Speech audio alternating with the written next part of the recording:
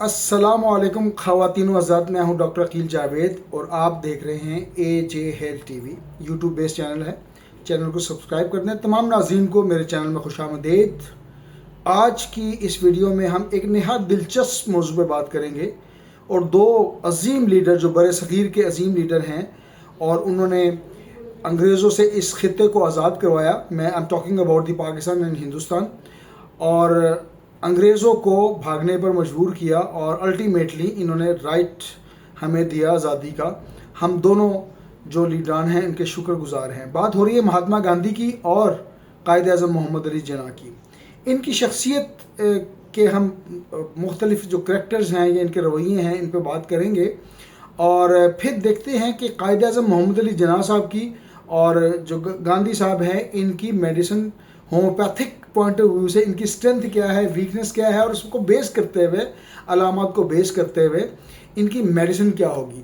तो coming to the point, कायद आज़म मोहम्मद अली जिन्ना की शख्सियत, इसके अगर मैं सिनॉप्सिस की बात करूं तो एक मुनज़्ज़म, एतमाद और असूलों पर सख्ती से कायम रहने वाले इंसान थे। हमेशा कानून और आइन की पासदारी की सच्चाई के साथ खड़े रहे। इनकी पर्सनैलिटी में ये चीज़ें नुमायाँ हैं और ये खसूसियात हैं इनकी, और ये आज तक उस दौर में कभी जेल नहीं गए। यानी कि ये इनकी ट्रेट है, पर्सनैलिटी का एक पॉजिटिव पॉइंट है।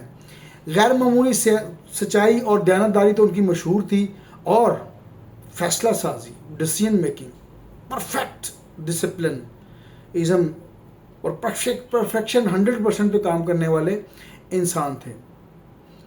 मेरी तरह ज़्यादा बातूनी नहीं थे, कम गो थे और हर लफ्ज़ बावकार जज्बातियात से और अक़लियत से या अक़ल से भरा होता था। कम बोलते थे लेकिन तोल के बोलते थे, यानी कि जो बात की उसको बड़े हिसाब से, वो कहते हैं ना कि पहले तोलें फिर बोलें।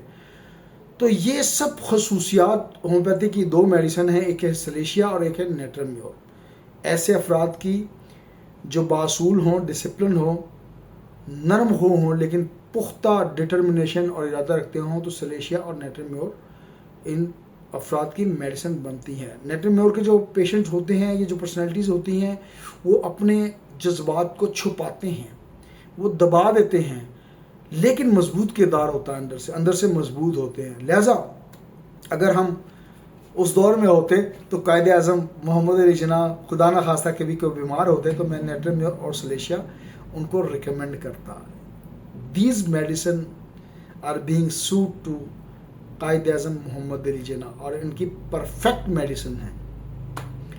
दूसरी अजीम शख्सियत मोहनदास गांधी जी, इनकी बात करते हैं। गांधी साहब ने भी एक मुहिम लेके चले, एक डिटर्मिनेशन लेके चले और इनकी पर्सनैलिटी के दो पहलू हैं। एक तरफ वो अदम तशद्दुद और अमन के दाई थे, यानी कि वो तशद्दुद के ख़िलाफ़ थे और अमन चाहते थे, लेकिन दूसरी तरफ इनमें कुछ इंतहा पसंदी और थोड़ी सी रिजिडनेस यानी कि सख्ती और ज़िद शामिल था। तो बेसिकली जिस बात पे अड़ जाते थे तो उसमें फ्लेक्सिबिलिटी बहुत कम होती थी।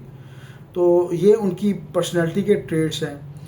बाज़ औक़ात अमली फ़ैसलों में कमज़ोर होते थे लेकिन इमोशनल अप्रोच बहुत ज़्यादा थी, उनका रूहानी टच बहुत ज़्यादा था।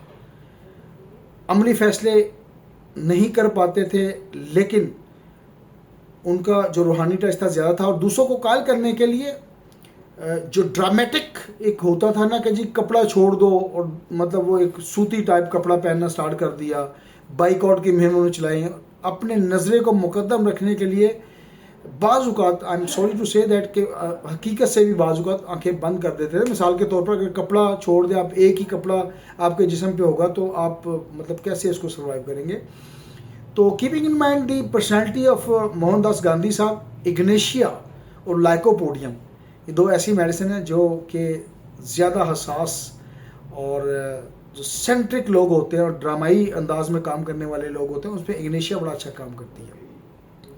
लाइकोपोडियम ऐसे लीडर जो कि दूसरों को काबू में रखना चाहते हैं लेकिन अंदर से थोड़े से वो अदम इत्मीनान का शिकार होते हैं, तो लाइकोपोडियम उनकी बेहतरीन मेडिसिन बनती है। तो कायद आज़म मोहम्मद अली जिन्ना की मेडिसिन बताई मैंने आपको, मोहनदास गांधी साहब की मेडिसिन बताई। یہ دونوں عظیم شخصیت، اس میں کوئی شک نہیں ہے. ہم تقابلی جائزہ ان کی پرسنالٹیز اور ٹریٹس کو کرتے ہیں. موہن داس گاندھی صاحب کی آدھی جو زندگی ہے وہ جیل میں گزر گئی، اور قائد اعظم محمد علی جناح وہ کبھی بھی جیل نہیں گئے. تو یہ بہت بڑی بات ہے کہ ایک سیاسی لیڈر، پولیٹیکل لیڈر جس نے ایک قوم کو آزادی دلائی، وہ کبھی جیل نہیں گیا. تو یہ چھوٹی بات نہیں ہے.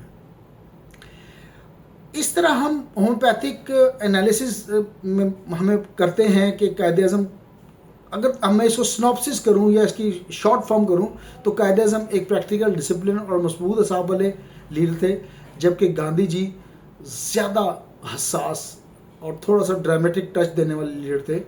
تو ہومیوپیتھی کی لینگویج میں نے دونوں صاحبان کی میڈیسن بتا دی، اور اس میں کوئی شک نہیں کہ یہ دونوں لیڈر بہت بڑے لیڈر تھے. ہم ان کا دل سے احترام کرتے ہیں. وہ بیسکلی پاکستان یا ہندوستان کے لیڈر نہیں تھے، یہ لیڈر سب کانٹیننٹ کی یعنی کہ برصغیر کے لیڈر تھے، جنہوں نے انگریزوں کو گھٹنے ٹیکنے پہ مجبور کر دیا. تو آخر میں ناظرین آپ سے درخواست ہے کہ اپنی رائے ضرور دیں کہ آپ کو قائد اعظم اور گاندھی کی اس ہومیوپیتھک پرسنالٹی انالیسس میں کون سا پہلو سب سے زیادہ دلچسپ لگا.